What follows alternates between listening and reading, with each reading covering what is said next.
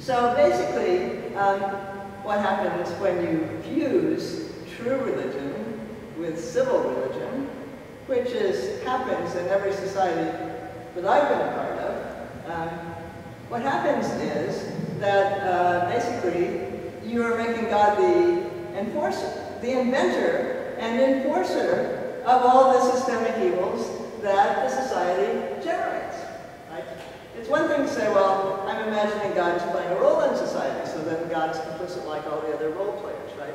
But now we're sort of saying, well, you know, our society, our social norms must be followed because, after all, God laid them down, and God is going to enforce them, and God made them up. And furthermore, since God, of course, is smarter than we are, we may not understand the properties of systems very well, and we may not have intended to generate the injustices, but God, of course, is all-wise, and so God would have figured it out in advance. And so God actually becomes the author, the designer, the sustainer, the enforcer of all, not only the good-making features of the society, but all of the injustices.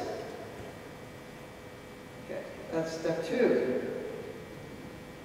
Step 3 is to conflate civil religion with fertility religion.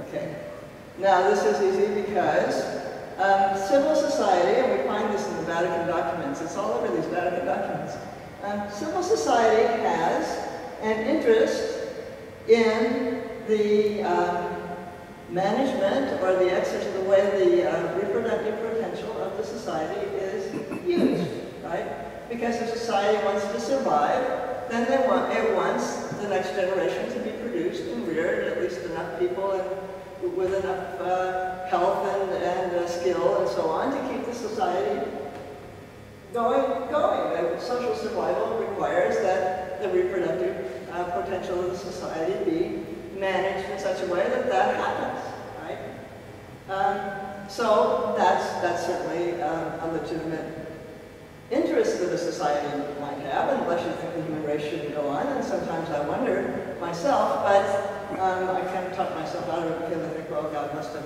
liked the human race, so I shouldn't second guess it too much, right? But in any event, civil religion then has a big stake in the appropriate use of, the effective use of the reproductive potential of society.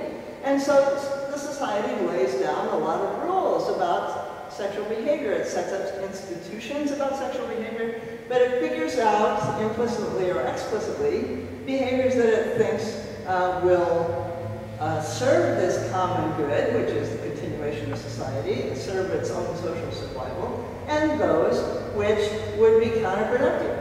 And the ones that it thinks will be really, really dangerous, it erects taboos against. Now, taboos are social institutions, they're social structures that are erected to make certain kinds of behaviors and patterns unthinkable, right?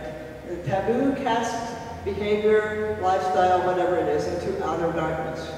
Basically, because they don't even want you to think of going there, right? It's not just that you shouldn't steal the penny candy from the grocery store. You can think about that, but then you're socialized not to do it, or not to do it most of your life, or something like that, right? But there are other behaviors that society not only doesn't want you to do, they don't even want you to contemplate going there, right? And so the society erects taboos, which makes it unthinkable, unspeakable, inarticulate, right? Even to ask, well, why shouldn't I do that, is already to violate the taboo, right? Because it's supposed to be unthinkable. So taboos are inarticulate and irrational, or at least non-rational, and they are set up against the behaviors that society imagines would undermine its attempts at social survival. So there are lots of sexual taboos in every society.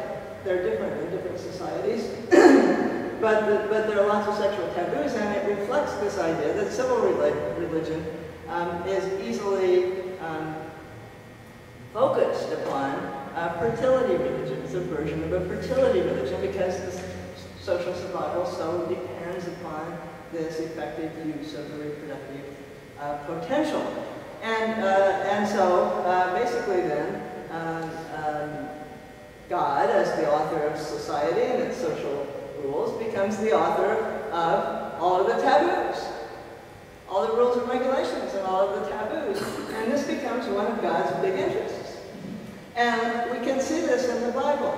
The Bible is very focused on the idea that the Canaanite religion was a fertility religion. But believe me, the religion of ancient Israel, as we read it in the Bible, is, or don't believe me, read it for yourself, it's a fertility religion too. What does God promise Abraham? Land and fertility, dynasty. You will have star numerous offspring. And your flocks and herds will reproduce, Land and dynasty. Why do you want the land? So that you can feed the sheep, so that they will be fertile, right? In the covenant curses and blessings, the blessings are that God will provide fertility. God is the author of fertility. God will make sure the flocks and herds are fruitful and multiplying. God will make sure the weather is good enough for the crops to grow and be fruitful and multiplying. And God will make sure that your wives have many children. But if you don't keep God's commandments, then none of those things will happen, and the whole thing will turn into a desert, which will be sterile. Sterile. So the rewards and punishments that are highlighted in the Bible, in the Hebrew Bible, are all about fertility. God is the author of fertility. That's one of God's big jobs. And it's in the creation story. Be fruitful and multiply and replenish the earth. God said so, and God is the one who makes it possible, and if you do what God wants, God will provide fertility, and if you don't do what God wants, God will take it away. So the Bible itself gives us a version of fertility religion. It's just not the Canaanite fertility religion. It's a different fertility religion. Fine. Well, the Vatican is full of fertility religion too. If you start reading Vatican documents about marriage, some of the more recent ones, actually, start with a tone of voice that we can all relate to. It has a bias. They think of marriage as a good institution because there's covenant, and there's complementarity, and there's an openness to life. And they talk about these in very idealistic terms.